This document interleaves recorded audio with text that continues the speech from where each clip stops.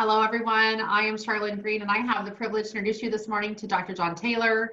He has another wonderful mini webinar that's free for you so that you can begin to really understand how can you help your child in a healthy way.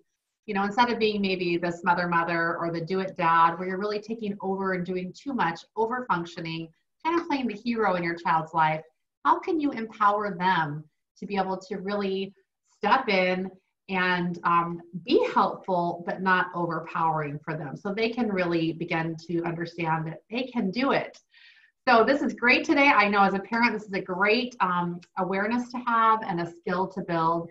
And you know, Dr. John Taylor has been practicing in the field of psychology for over 40 years, has written so many books and all kinds of audio materials and ways to help you. He's been doing seminars, he still does those live, but ways to help you to have the best relationship with your child and to really empower yourself so that that filters out into all areas of your life.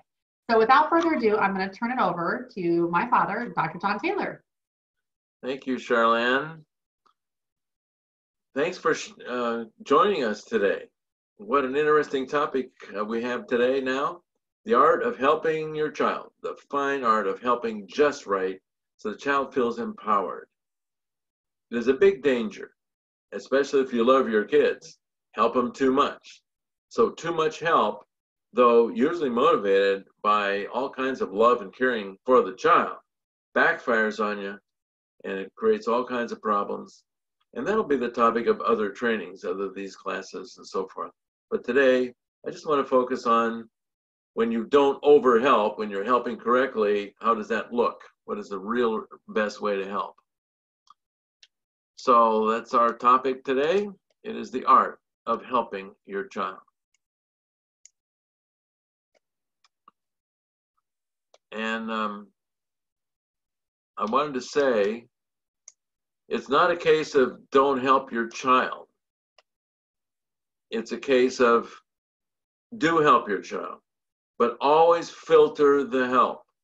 What's the filter? Whatever the child needs and is ready to receive.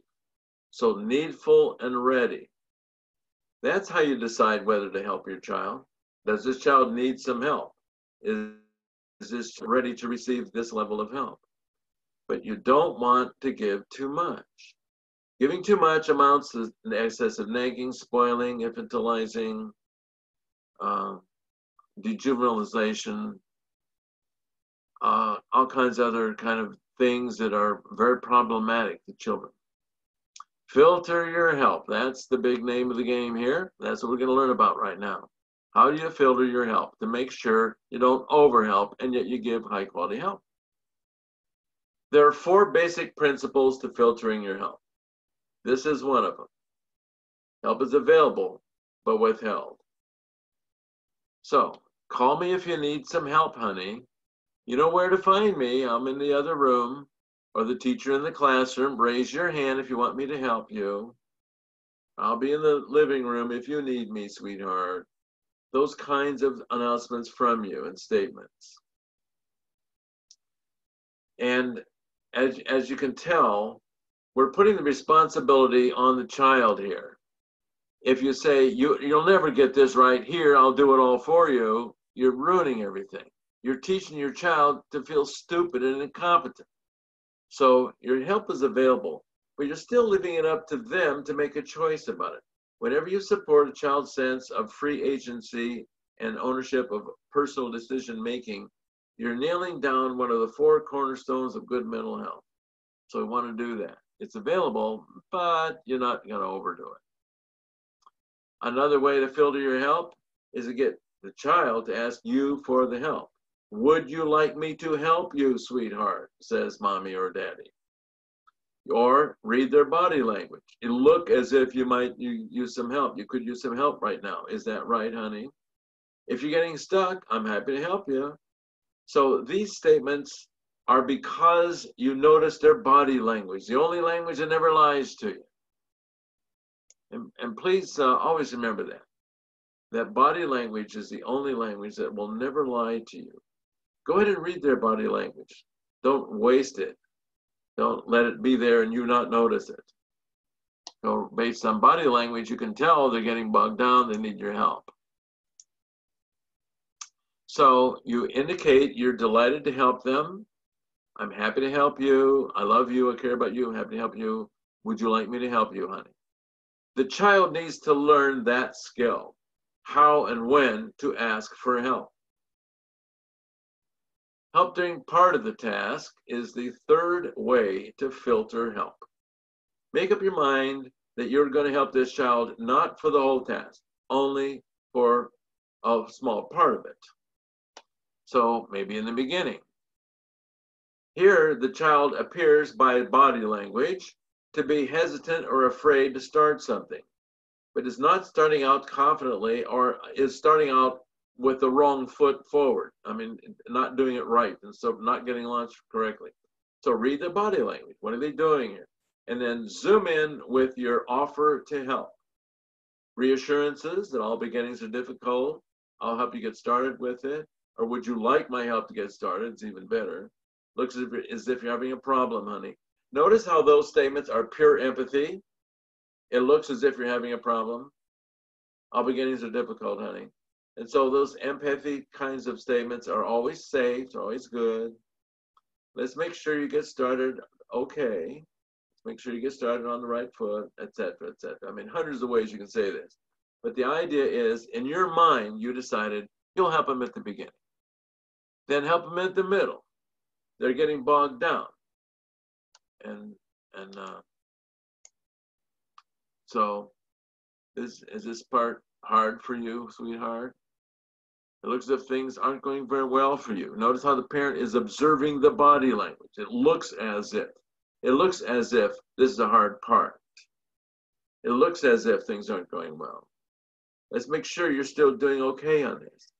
You look as if you need a break. Would you like to take a break right now? So notice how it is not only okay, it is very wise to integrate your observation of their body language right in with your parenting at any time.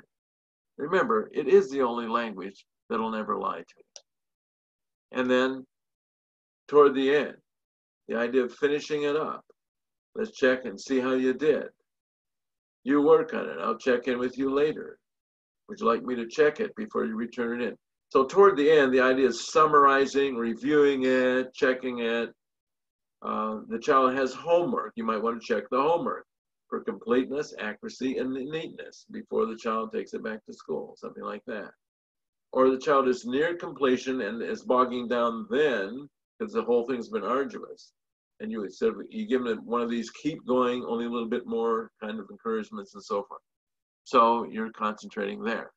But avoid, here, I'll do it all for you. I mean, that you never want to do that. Never overhelp children.